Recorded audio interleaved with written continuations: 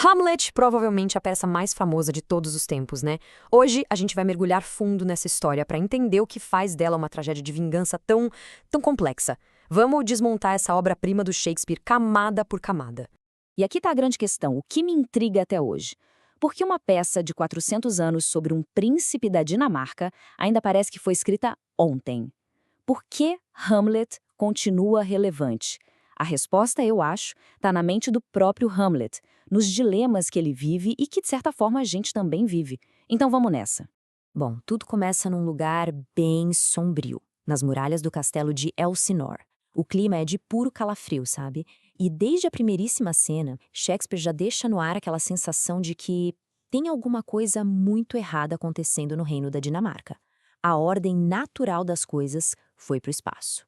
E aí a gente entra na corte do novo rei, Cláudio. E aqui o jogo de aparências é gritante. Por fora o que a gente vê? Uma festa, uma celebração do novo casamento do rei com a rainha, que era sua cunhada. Mas por baixo de todo esse verniz, Hamlet enxerga a verdade podre. Um casamento incestuoso e apressado que, na verdade, está só escondendo um crime terrível. E é por isso que no meio da festa a gente encontra o Hamlet, sozinho, vestido de preto, se recusando a fazer parte daquela farsa. Ele não está só de luto pelo pai. O que ele sente é muito mais fundo. É uma crise existencial mesmo. Ele olha para o mundo e só consegue ver um jardim de ervas daninhas. A alma dele está completamente atormentada pelo nojo, pela traição. E como se não bastasse, o sobrenatural entra em cena com tudo. O fantasma do pai dele aparece e confirma os piores medos que ele podia imaginar. A morte não foi natural. Foi assassinato. O próprio irmão, Cláudio, derramou veneno no ouvido dele enquanto ele dormia. Essa revelação, bom, ela é o estopim que vai explodir a tragédia inteira. Depois disso, o mundo como Hamlet conhecia simplesmente deixa de existir. E essa frase que ele diz para o amigo Horácio é um marco. É o momento em que ele aceita que a realidade vai muito além da nossa lógica. Agora, ele tem uma missão terrível, vingança. E para conseguir isso, ele vai precisar de uma boa estratégia. Mas pensem bem, como é que se investiga um rei, o homem mais poderoso do país, sem levantar suspeitas? A solução de Hamlet é genial e muito perigosa. Ele vai fingir que enlouqueceu. Essa loucura vira uma máscara, uma capa, que dá a ele a liberdade de observar todo mundo, de testar as pessoas ao redor. E a partir daí, o clima em Elsinore fica sufocante. É um ninho de cobras, sabe? Ninguém confia em ninguém. O rei chama os amigos de infância de Hamlet, Rosencrantz e Guildenstern, para espioná-lo. O conselheiro do rei, Polônio, espiona o próprio filho e depois o Hamlet. A paranoia é o ar que todo mundo respira dentro daquele castelo. E no meio dessa teia de mentiras e espionagem, Hamlet tem uma ideia de gênio. Uma companhia de teatro chega no castelo. E ele vê ali a ferramenta perfeita. Ele vai usar a arte, o teatro, para armar uma cilada para a consciência do rei. E agora a gente chega no que é, para mim, o clímax intelectual da peça. É aqui que Hamlet vai sair da suspeita e chegar na certeza absoluta, usando a arte como se fosse uma arma. Mas um pouco antes disso, a gente tem simplesmente o monólogo mais famoso da história da literatura. Aqui, Hamlet não é só um cara querendo vingança.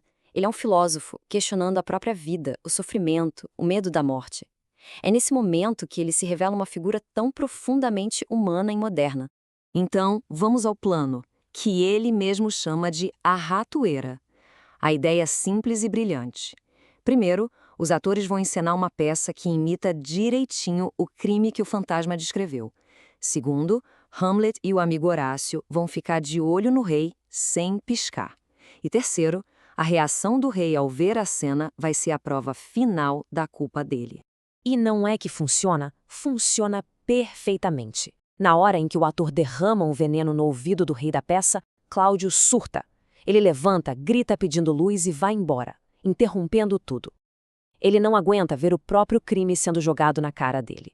Para Hamlet, acabou a dúvida. O fantasma estava falando a verdade. Com a verdade na mão, a peça muda de tom. Aquela hesitação, a coisa do pensamento, agora dá lugar a uma violência que não tem mais volta. A partir daqui, o sangue vai começar a rolar de verdade. Tudo acontece numa discussão super tensa com a mãe dele. Hamlet ouve um barulho atrás de uma cortina e, no impulso, achando que é o Cláudio, ele enfia a espada. Mas não era o rei. Era o Polônio, o conselheiro. E esse ato, esse é o ponto sem retorno. Hamlet, o grande pensador, agora também é um assassino. E a morte do Polônio causa um efeito dominó trágico. Cláudio usa isso de desculpa para mandar Hamlet para a Inglaterra com uma carta secreta ordenando a morte dele. A Ofélia, filha do Polônio, arrasada com a morte do pai e a rejeição do Hamlet, enlouquece e acaba se afogando. E o irmão dela, Laertes, volta da França, cego de ódio, querendo vingança. Chegamos ao fim. E agora, todas essas tramas de vingança, todos os esquemas, tudo isso vai colidir num final incrivelmente sangrento. A ordem em Elsinore está prestes a desmoronar por completo. Mas antes do banho de sangue final, tem uma cena que é pura filosofia. Hamlet está num cemitério e pega o crânio de Yorick, que foi o bobo da corte quando ele era criança. É uma reflexão muito poderosa sobre como a morte chega para todo mundo. Não importa se a pessoa é um rei ou um bobo da corte. E aí vem o clímax, um duelo que, na verdade, é uma armadilha do Cláudio. A espada do Laertes está com a ponta envenenada e o vinho também está batizado. Só que o plano dá todo errado. A rainha, mãe de Hamlet, bebe o vinho envenenado sem querer. Laertes e Hamlet se ferem com a mesma espada envenenada. Antes de morrer, Laertes conta toda a verdade e Hamlet finalmente mata o Cláudio. E aí, ele morre também. No fim, a corte inteira está no chão. No silêncio que fica depois de tanta morte, chega o príncipe da Noruega, Fortinbras. Ele encontra a família real da Dinamarca toda dizimada e basicamente assume o poder. É como se a podridão interna do reino tivesse sido limpa com sangue, para uma nova ordem, uma ordem de fora, tomar o lugar. Então, o que fica de Hamlet? Ele é visto como o primeiro herói moderno da literatura. Sabe por quê?